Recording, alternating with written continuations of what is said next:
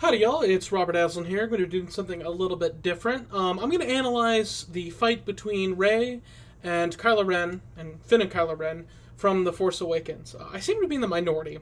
I'm one of the few people that actually likes the sequel trilogy. I know, that's like a cardinal sin on the internet, isn't it?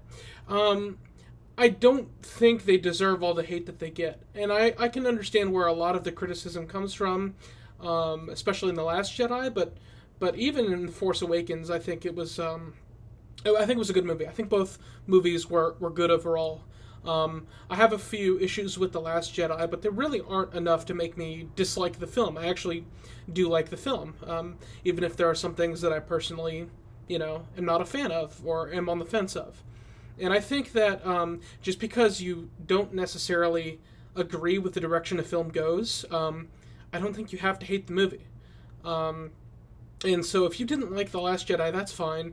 If you didn't like The Force Awakens, that's fine. If you think Disney sequel trilogy is like the worst offense to ever happen to Star Wars, that's your opinion. But I seem to get a lot of people, or I seem to read a lot of things on the internet that are like, oh, well, Daisy Ridley is a shit actress, or Kelly Marie Tran deserves to go die, and that's really not appropriate, especially in it's a movie, guys. Really, it's a movie. But anyway, I'm going to go ahead and analyze the fight between Finn and Rey versus Kylo Ren, partially as a martial artist, as I am a martial artist, and also just as a Star Wars fan. So let's go ahead and get started.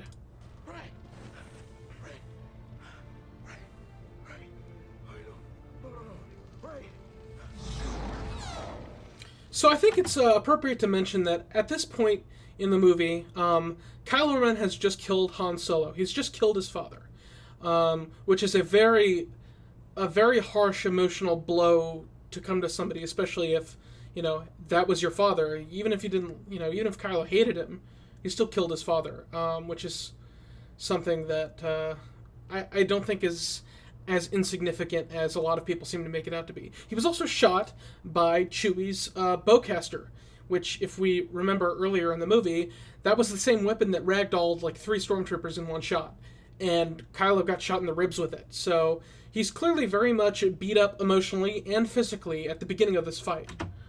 Traitor!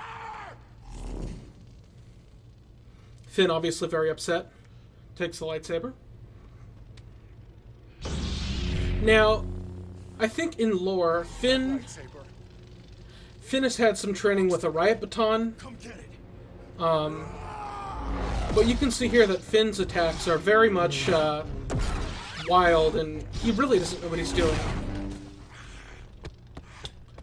Kylo is hitting himself in the ribs to cause himself more pain, and thus strengthen his connection to the dark side. It's very clear that Finn is getting his ass kicked in this fight. Very raw, telegraphed strikes here. Kylo is obviously not holding back at all. I don't know if he's trying to kill Finn, but he's certainly trying to take the lightsaber from him. Shoulder attack from Kylo's crossguard. So, Kylo is swinging his lightsaber like it's an axe. He's swinging it like it's a broadsword, an Old English broadsword, and obviously, because his lightsaber has the crossguard, that's what it was inspired by, one of those, two-hand swords. Finn scores a shot here. He scores a hit, but I don't think it's not enough to take Kylo Ren down. And, he gets his ass kicked. So, that's a very believable part of the fight. Finn obviously has no training with the lightsaber. He's not force sensitive, and this fight was just not in his favor to begin with. Finn calls the saber, or Kylo calls the saber to him. And in the sequel trilogy, we kind of get this idea that this lightsaber is a character in and of itself, and not just a prop. It has a personality. It calls to Rey, and so, when both Kylo Ren and Rey are calling the lightsaber to themselves, the lightsaber chooses to come to Rey.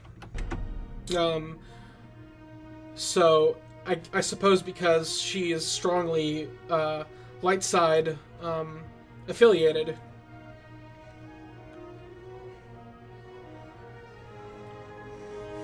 She next lightsaber, it's a very...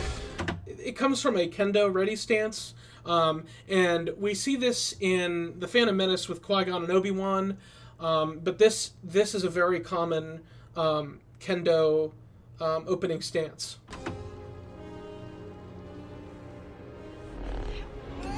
So Rey opens with a raw, unrefined stab motion, and it's telegraphed, and so it's very clear what the attack is, and Kylo has plenty of time to react and block it. And we can see here that Rey is swinging it around, you know, like it's a glow stick or something, but I think it's important to note that Kylo isn't trying to kill her. He's trying to take the lightsaber, and we see later on that he actually wants to turn her to the dark side. Good bit of choreography there. We can see that Rey isn't very coordinated with the weapon, and she's on the defensive here. Kylo's attacks are coming in too harsh, too hard for her to block and counter. She's very much the underdog in this fight.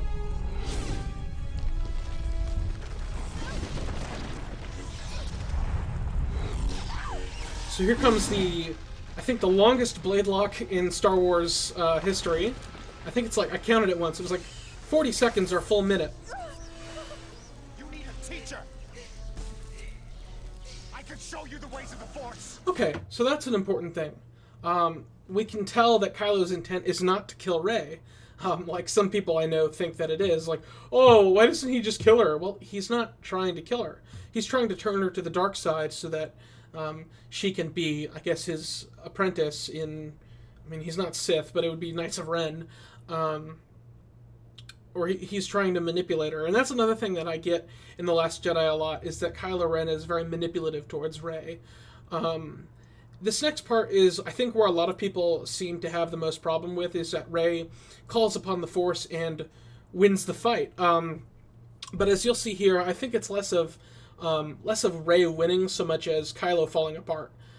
We have to remember that he just got shot in the ribs by Chewie not very long ago.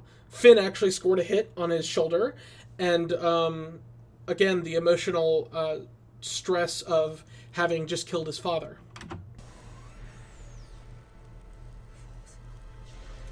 Rey calling on the Force. It's something that she discovers that she can do throughout The Force Awakens. It's not something that she learns, but it's something that she tries out in the cell with the mind trick. But I don't think this is indicative of a Mary Sue or anything like that.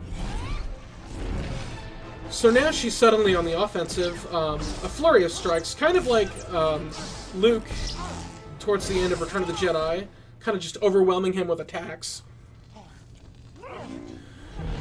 Okay, so that's, I think, 3 hits now. The ribs, the shoulder, and now the other shoulder. Kylo is very much weak now. He can hardly hold the weapon, because if you've been hit twice, and once in each shoulder, I don't care how much your pain tolerance is, you're not going to be able to continue the fight for very long.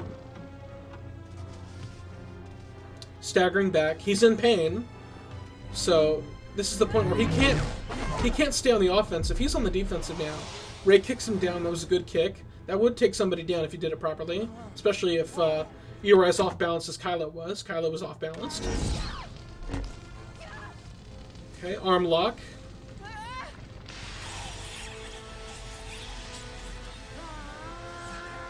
Now, we also have to remember Kylo is trying to wrestle with Rey, but again, he's been hit twice in the shoulders. He can't do that, especially if, depending on how deep the wounds were, they might have severed muscle or tendon in his shoulders, so he might have a hard time actually moving his arms.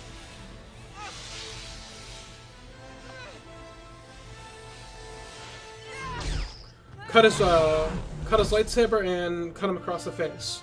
So, obviously it's not enough to kill Kylo or even take him down for very long, but he clearly lost the fight. And I don't like to think that Rey won so much as Kylo lost.